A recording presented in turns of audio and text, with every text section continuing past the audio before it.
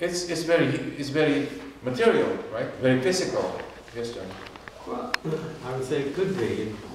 You're doing the right thing. You shuffle off your mortal coil. And then what happens is you achieve beatitude, and that's the end of the suffering that If that's right, you Joe. encounter. Yeah. It's been Yeah. to a purpose. I think Mm-hmm. I think the late Pontiff would be a great example of that. How despite his various problems, okay, well, I'm supposed to be here. Here's where I am. I'm going to do what I'm supposed to do. Up to the point at which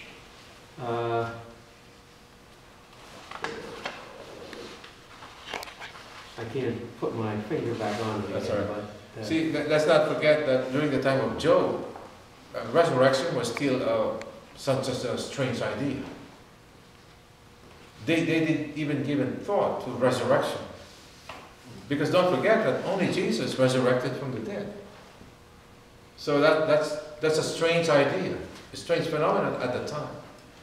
So the thinking was, when you die, there will be no more anguish. There will be no more suffering. But what about eternal life? The life after this. See, when you go to hell, there will be gnashing of teeth, according to the Bible, the New Testament, right? You know what gnashing of teeth means? What does it mean, gnashing of teeth? Grinding. Not literal. It means extreme suffering. How do you like to be swimming in boiling oil and you don't die? You don't die. Remember, there's no more death. It's eternal. It's forever. Psalm 147, God heals. You notice here too that I've started using the applicable Bible verses together with the song. 1 Corinthians chapter 9. St. Paul does not exercise this right. What is that right?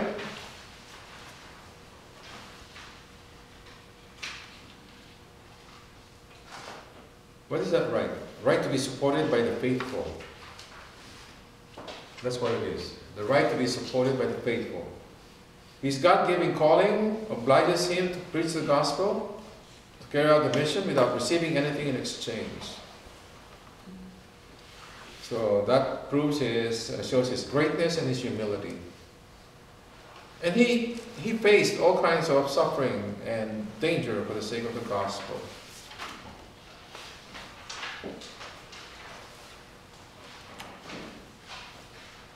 When you do evangelize, when you do preach the gospel and you expect something in return, or you charge money for it,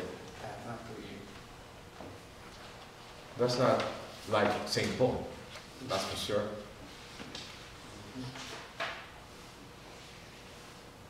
That's why those evangelizers who give talks and there's money to get in and listen, that's a red flag for me right away.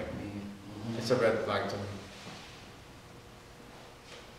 I don't know what he or she is going to say, but whatever it is, I believe God is a way of making it available to me without having to pay. Not that I don't want to pay, but it's just not right to evangelize and get some materials in return.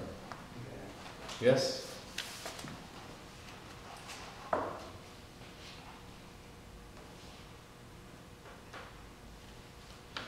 Commentary 16, second paragraph. Opportunity to highlight. My favorite is St. John Chrysostom. Pardon me, John. I guess I'm biased, but I mean, he's the guy with the golden mouth, what can I say? He says, there's nothing colder than a Christian who is not concerned about the salvation of others. That's so profound. Remember what I said here before? Resting in the Lord means thinking about others 24/7. Resting in the Lord means thinking about others. There's no time to skip that. There's no time to stop thinking about others. Remember in Galatians chapter 2, Jesus says, I came not to serve, but to... I came not to be served, but to serve. The Gospel, Mark chapter 1.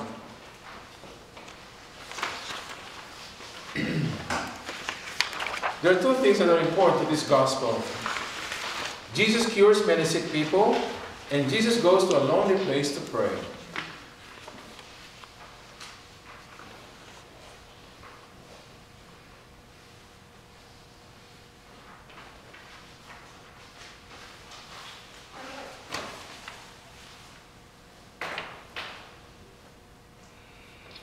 Okay. Commentary 34. Starting with line 4. Commentary 34. Starting with line 4.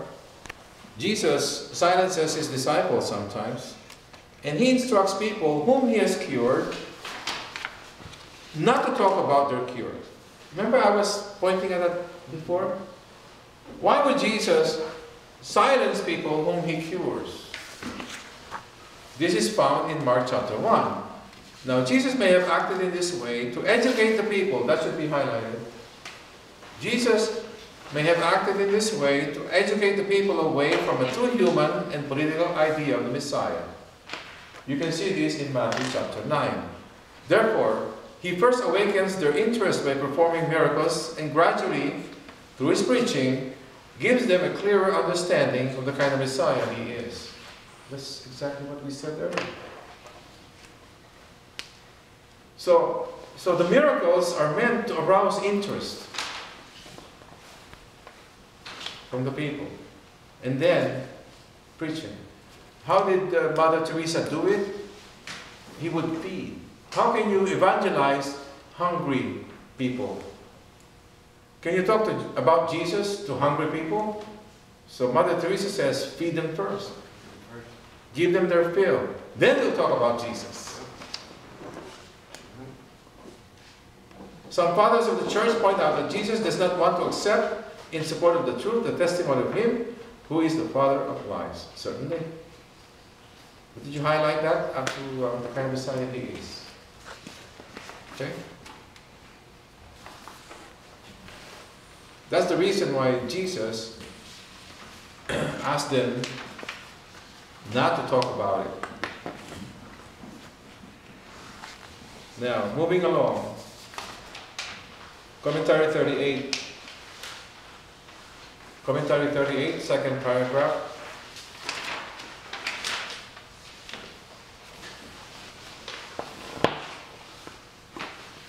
This supports what I told you last week. The church identifies, do you see that? It's on top of the next page. The church identifies preaching the gospel as one of the main tasks of bishops and priests. For a priest, there's no duty more grave or obligation more binding than that, to preach the gospel.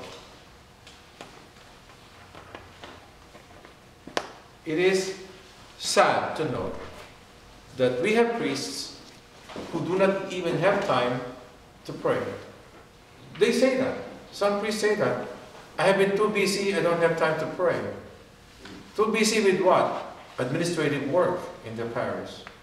There's so much administrative work. There's so much paperwork. There's so many meetings. There's so many appointments left and right. And there's no time to pray. By the time they get back, they're tired. They have to sleep. They have to rest. But what about the preaching of the gospel? The church says, and this is a pope saying, St. Pius X. St. Pius X said, there's nothing more binding than preaching the gospel. If that's the only thing a priest can do, then so be it. Forget about everything else. Preach the gospel. That's their main job. You see that?